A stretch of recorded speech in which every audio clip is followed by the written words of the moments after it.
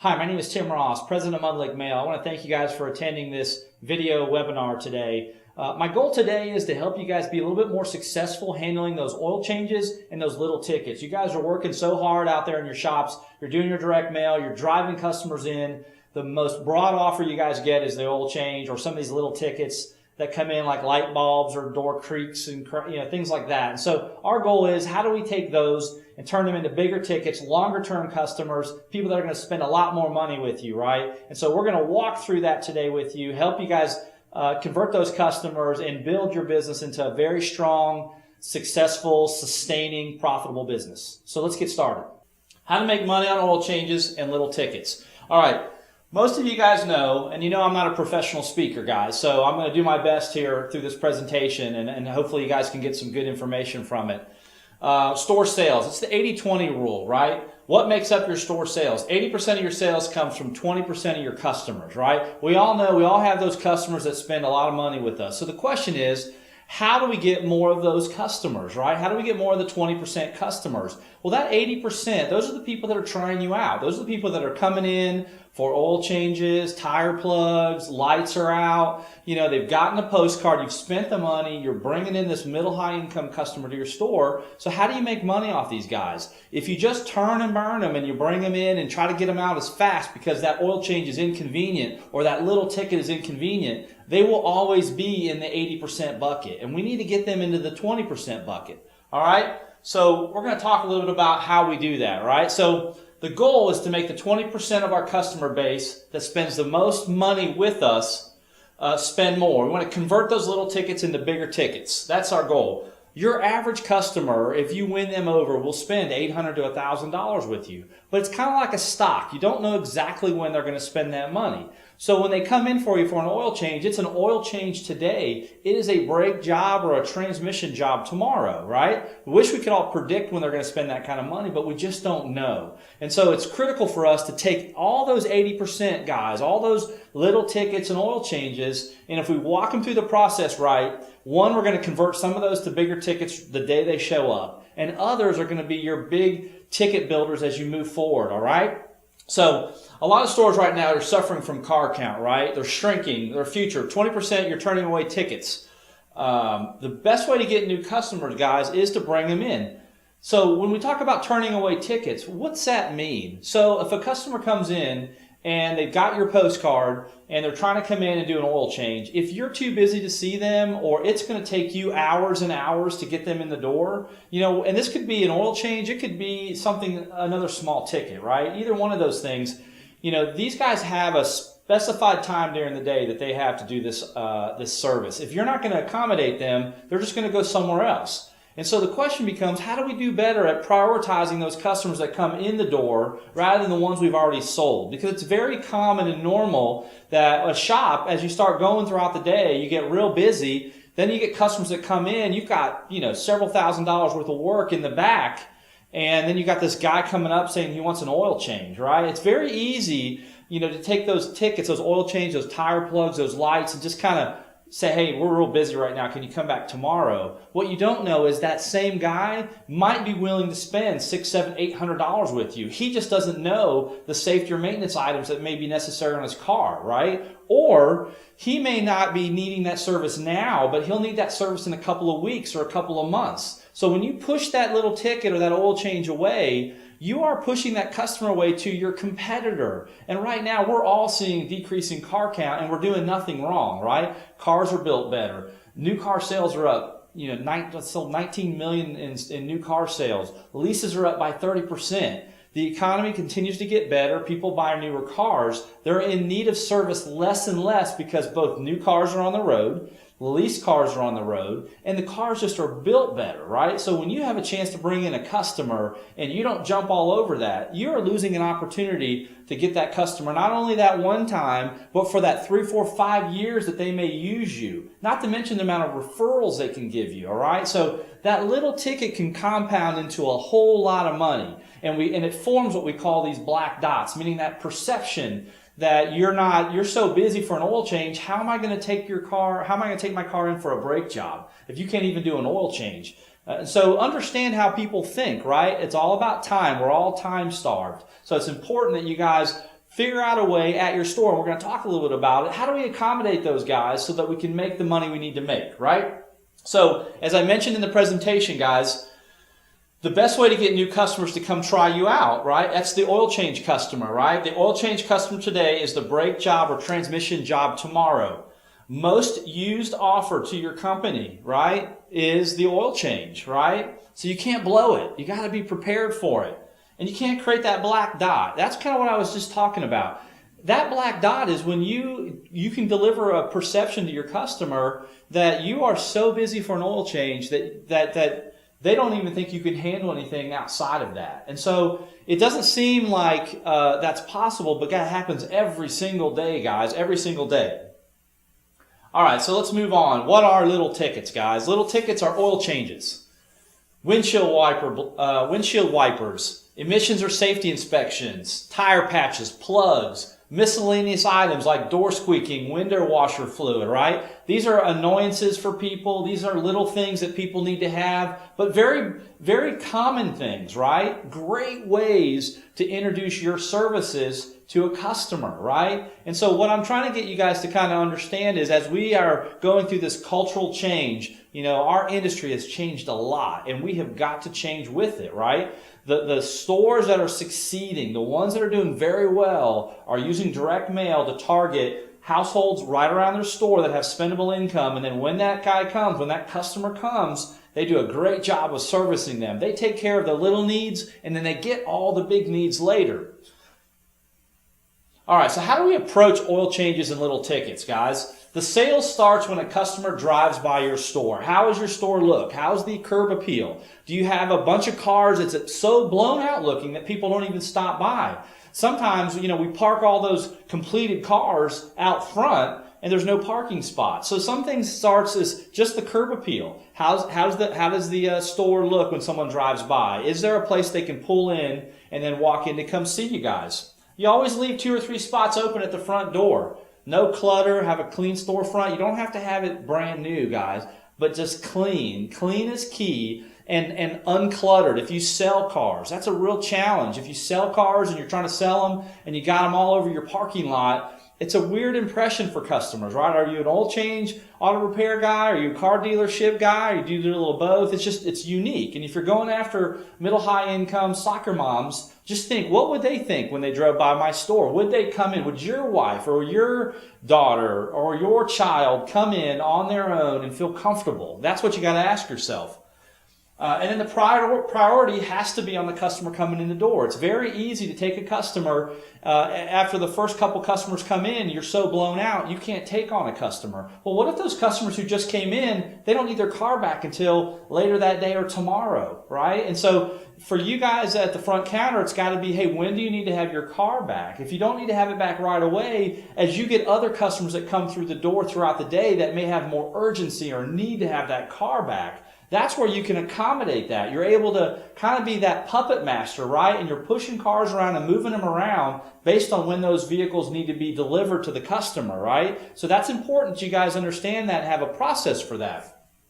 You got to have a yes mentality. Remember, are you convenient for the customer? If a customer calls you or a customer comes to your store, they've allocated about an hour for their time. Just think about what you do. When you have to go grocery shopping or when you have to run an errand, whether it's in between lunch breaks at work or on the weekends, in between family activities, you have specific times that you can do these things, right?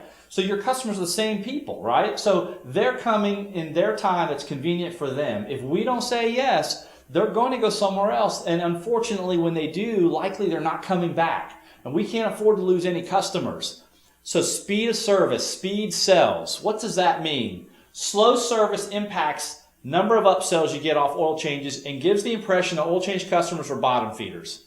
So what's that mean? So think about this. If you're a customer and you brought your car in, they brought in all the information for the oil change, and then you sit there in your in the waiting room, and you wait, and you wait, and you wait. 30 minutes later, your car is still sitting there. Finally, somebody then gets the vehicle and takes it into the back, right? So now 30, 40 minutes have expired. Then somebody comes and talks to you and says, hey, Mr. Ross, we have some stuff that we want to show you on your vehicle that needs to get done, right? So bear in mind, you've been there for probably 40, 45 minutes already, maybe even longer, right? And now you're asking that customer to leave their car even longer with you, right? And so that's where we have challenges. A lot of times it's very easy to create bottom feeders. We create bottom feeders by making people wait in the waiting areas. We don't get back to them in a timely manner. They've only allocated about an hour. And so we're wondering, well, we got a bunch of bottom feeders. Nobody's buying anything, but yet the customer's been sitting in the waiting room for almost an hour waiting to get their oil change done, right? So this is where speed sells. Most people will allocate an hour. So if you're using direct mail and we're marketing middle-high income customers, these guys have spendable income. The question is, do they trust you enough to use it? Are you giving them enough time for them and being convenient enough for them to actually use your services, right? And so don't just assume these guys are bottom feeders. So what I will tell you is, if you get to that customer, you do your preventative maintenance inspection. You're looking for stuff dripping, dragging, any fluids, any safety issues, things that really pop out at you, right? Those are things that you can then immediately go back to that customer. What would that customer think if that car, within 5 minutes, that car is circling around the back and in the bay? It would just completely wow them, guys. Kind of like when you open the door for a customer's walking up, and all of a sudden someone jumps up there and opens that door for them. How exciting is that for those guys? What kind of service level is that compared to your competitors, right? But then imagine that car being driven in within 5 minutes back into the bay. And then 10 minutes later, a service rider is coming to talk to you as a customer saying, hey, Mr. Ross, hey, just want to let you know we got the oil change going. Hey, I wanted to bring up a couple of things while we wait. I pulled your service maintenance schedule and it looks like blah, and you go through the things that might be necessary, right? What's the likelihood of that guy, if he's got money, at least buying something, right? If you can get it done within an hour and it's something that he doesn't want to have to come back and a second time to do, more than likely they're going to buy off on that, right? Or maybe it's something that's a safety issue, something more that they have to have done. You know, if you give these people time early on within the first 15 minutes to make changes, maybe you can shuttle them somewhere, have somebody pick them up, but they're going to make some immediate decisions within the first 15 minutes. If you start dragging it along 40, 45, 50 minutes, very few customers are going to wait around whether they have money or not, right? They're just going to come in for the oil change because all they can think is, gosh, if it took you almost an hour to do an oil change, it's going to take you way too long to do anything else, right? And so they're just not going to accommodate the time. And then mentally we think, oh, that's a bottom feeder. When we created that situation because we took too long to get to the customer. So speed sells, guys.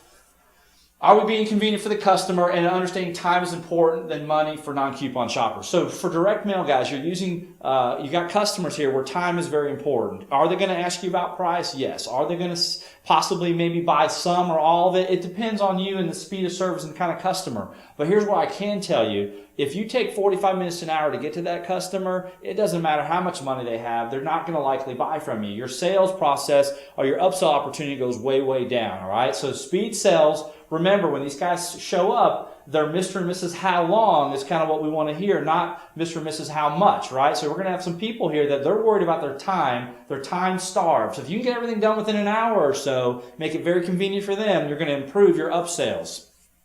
Inspection process. High caliber customers will spend money on extra items. We talked about this. Customers will ask how long versus how much, right? So if, again, you get to that customer in time and you share with them what they need to have done, if you can get it all wrapped up within an hour or so, you're gonna win more of those sales than lose them. But you also need to understand the maintenance schedules. When you guys go talk to customers, do you have the service maintenance schedules? When somebody comes up with that postcard, it should be something like this. Hey, that's a great postcard. Not only do you have a great price on an oil change, right, but we're going to also do a free preventative maintenance inspection. If there's any safety or maintenance issues, we'll come let you know. We do that because we want to get a response from those people. One, we want them to know that we're going to look at their vehicle and then come talk to them, so we're not blindsiding them. Two, if they've had problems or reservations or issues in the past, it's going to come up right then, right? How many of you guys have had, hey, don't look at my car, just do the oil change and give it back, right? Wouldn't you want to know that kind of up front with the customer rather than kind of walking into the waiting room unbeknownst to you and this guy just kind of rips your head off, right? So it's important. It's a great way to enter it. It helps you open the door to go talk to them. And then when you do come talk to those guys, remember speed, right? How long does it take you to get to them?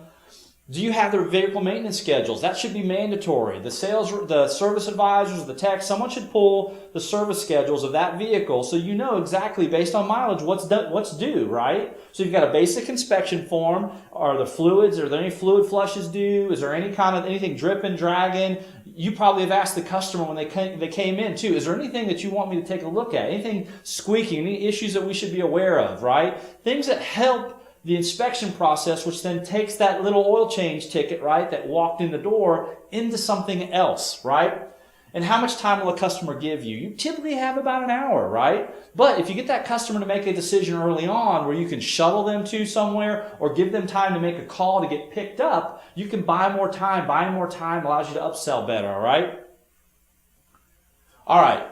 When we go after somebody, we call it a gotta have. What's a gotta have? A gotta have is a safety item or maintenance item that we can start the sales process with. Your salespeople have to have something to get started with. We really want to avoid what I call sledgehammer selling, right? That's when you kind of walk up and you see that car drive in, you're like, oh my God, that's $2,000 worth of work right there. You can tell it's all kind of coming in. It's a 2008 Impala or something, or a Ford Taurus, and you're like, man, we're going to make a killing. What you don't understand is you have a brand new customer comes in, you have no relationship with that person, and you're going to turn around and ask that person to spend $2,000 with you. That's why that's when they run out the door calling us crooks, right? They may need that service, and it's not that they don't need that service, right? But how do we present that service to them, right? How do we build a rapport?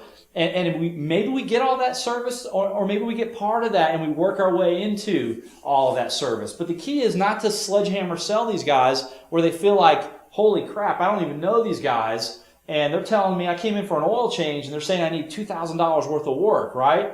But the idea is there a safety item, right? If there's a safety item, that's a gotta have. You got to, it's your fiduciary responsibility. You got to let them know they have to have that done, right? And if you take the customer out to the car and do a show and sell, you take them into your environment, back to the car, and you point to that serpentine belt, right, that's all cracked and frayed and say, hey, that will stop you on a highway. That's a big deal. Right? What's the likelihood of you upselling that to them? And if you do that within 10 or 15 minutes of when they show up, what's the likelihood of you upselling them and getting that versus you wait 45 minutes to an hour, you tell them about a serpentine belt, you don't show them, what's the chances then of you guys getting them closed? All right? So that's kind of understanding the difference on that. Your second choice is a maintenance item, right? I told you earlier, print out the maintenance forms. Know what maintenance is due.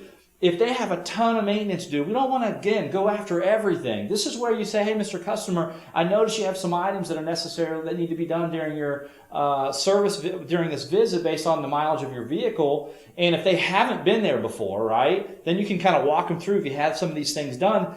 Very easy for you to get one or two of those items. Most people are going to spend about $100 with you or more, all right? Very easy for you to say, hey, Mr. Customer, while we're doing the oil change, I can go ahead and get this fluid flush done for you as well, right? It's, or a brake flush. You bring the brake flush and you show it's supposed to be clear, right? It's fully colored, right? If you're having them at the car and you can show them that, and you can get that done within that hour and 15 minutes, you can get that done, right?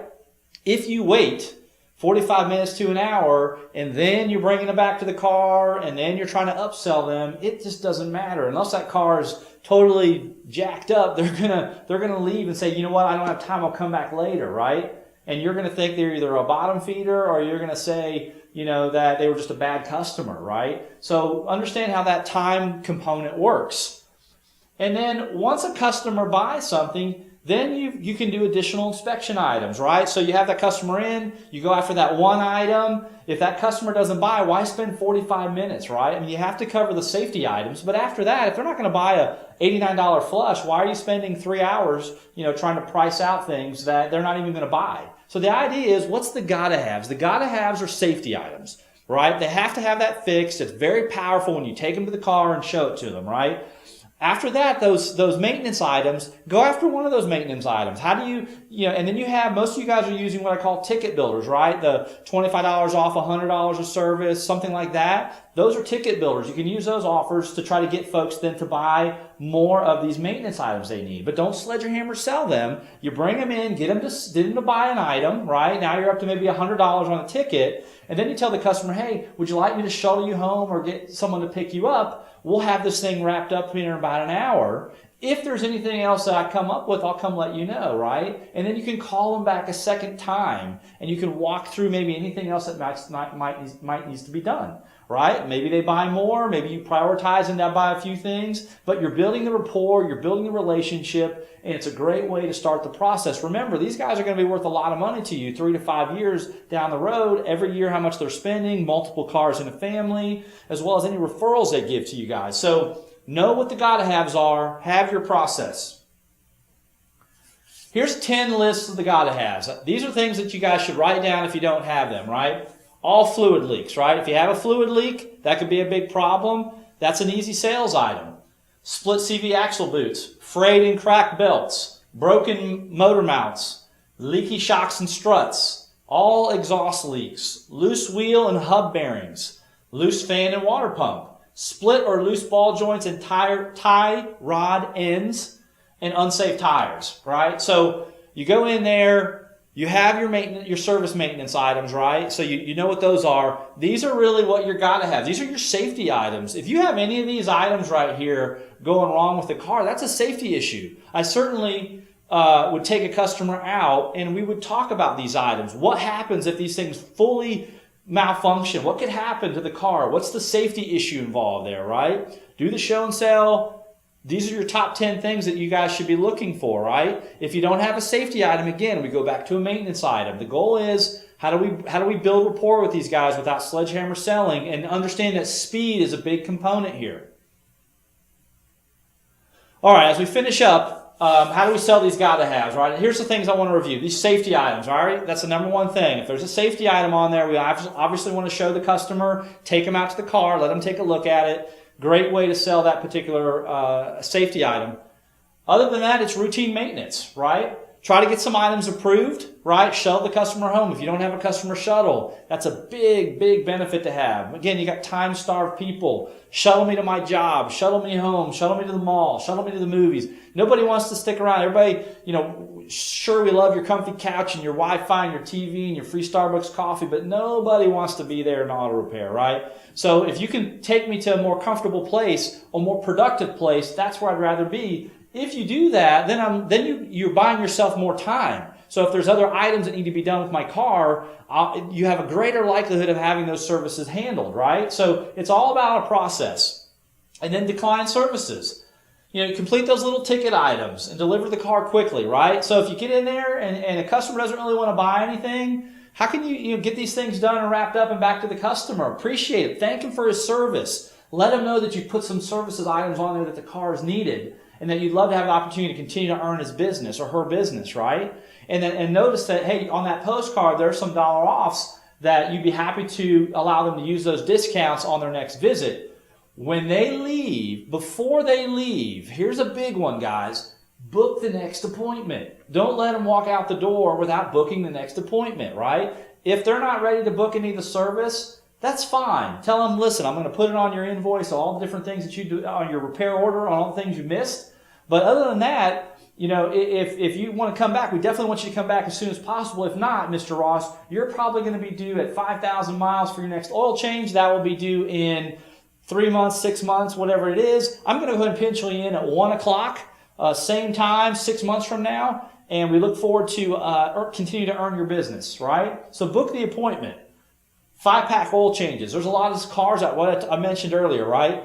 You've got leased cars. Nobody does maintenance on leased cars, but they'll do oil changes all day long.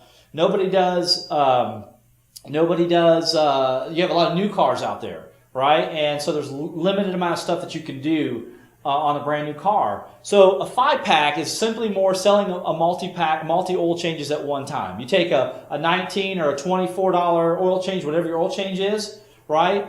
And what we simply do is we give them 5 oil changes for the price of 3, right? So I can take, for us, a $19, $20 ticket and turn it into an $80 ticket, right? And so I've done 2 things there. I've taken a $19 ticket, a $20 ticket, and I made an additional 50, 60 bucks, right? That's one thing, so that's good margin. Even though they got to come back in for those oil changes and I can't charge anything, remember, we don't make money on oil changes. We make money on what?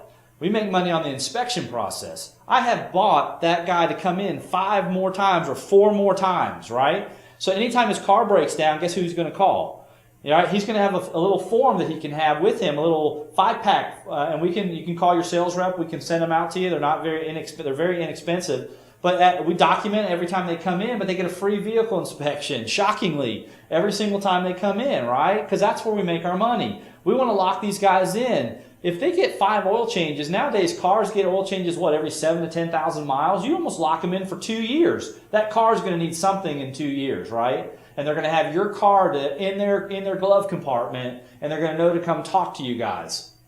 So, locks them in again. Upsell new customers who don't receive service. It's a great way to increase tickets.